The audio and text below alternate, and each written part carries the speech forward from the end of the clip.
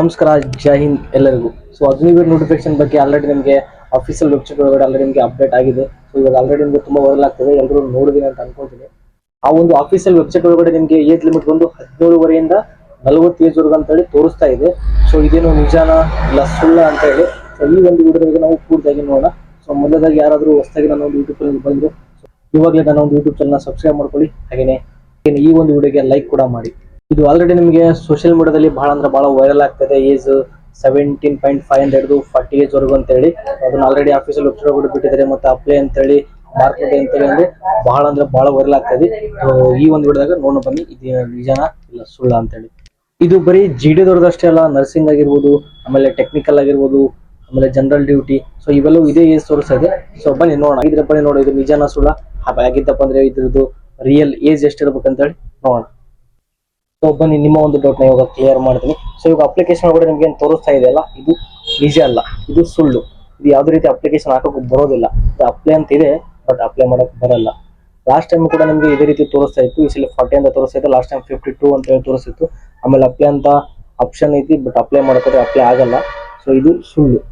ಇದು ನಿಮ್ಗೆ 2 ರಿಂದ 3 ದಿನ ಒಳಗಡೆ ಕರೆಕ್ಟ್ ಆಗಿ ಅಪ್ಡೇಟ್ ಆಗುತ್ತೆ. ಲಾಸ್ಟ್ ಟೈಮ್ ಕೂಡ ಇದೇ ರೀತಿ ಆಗಿತ್ತು. 48 ಗಂಟೆಗಳ ಮುಂಚೆ 52 ಅಂತಾನೆ ತೋರಿಸ್ತಾ. ಅದೇ 48 ಗಂಟೆ ಆದ್ಮೇಲೆ ನಿಮಗೆ ಮತ್ತೆ ನಿಮ್ಮ ಒರಿಜಿನಲ್ 17 21 ಅಂತ ಹೇಳಿ ಅದೇ ರೀತಿ ತೋರಿಸ್ತು. ಲಾಸ್ಟ್ ಟೈಮ್ ಕೂಡ ಇದೇ ರೀತಿ ಆಗಿತ್ತು. ಇದು ಕೂಡ ನಿಮಗೆ 48 ಗಂಟೆ ಅಂದ್ರೆ 2 ದಿನ ಆದ್ಮೇಲೆ ಮತ್ತೆ ಚೇಂಜ್ ಆಗುತ್ತೆ, ಅಪ್ಡೇಟ್ ಆಗುತ್ತೆ ಅಫಿಷಿಯಲ್ ವೆಬ್ಸೈಟ್ ಇಂದ.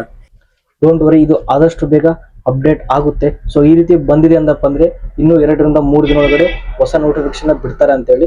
ಸೊ ವೇಟ್ ಮಾಡಿ, ಇನ್ನು 2 ರಿಂದ 3 ದಿನ ಒಳಗಡೆ ಹೊಸ ನೋಟಿಫಿಕೇಶನ್ ಬಿಡ್ತಾರೆ. ನಿಮ್ಗೆ ಅಪ್ಲಿಕೇಶನ್ ಡೇಟ್ ಯಾವಾಗ, ಎಕ್ಸಾಮ್ ಯಾವಾಗ, ಸೊ ಇದೆಲ್ಲ ನಿಮಗೆ ಅದ್ರೊಳಗಡೆ ಗೊತ್ತಾಗುತ್ತೆ.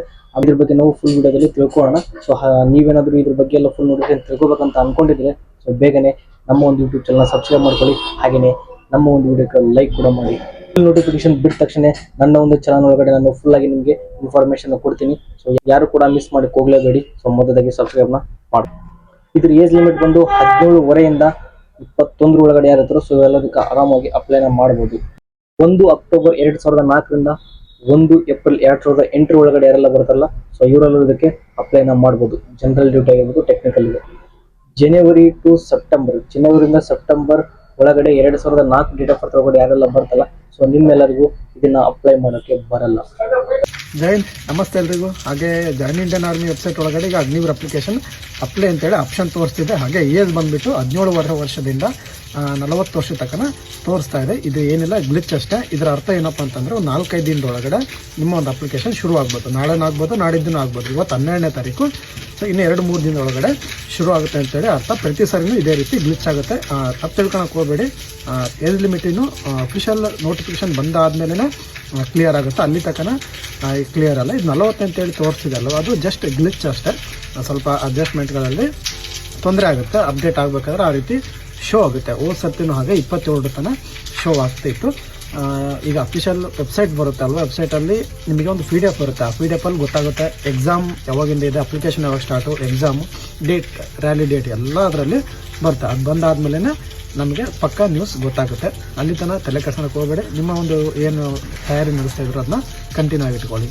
ಜೈ ಹಿಂದ್.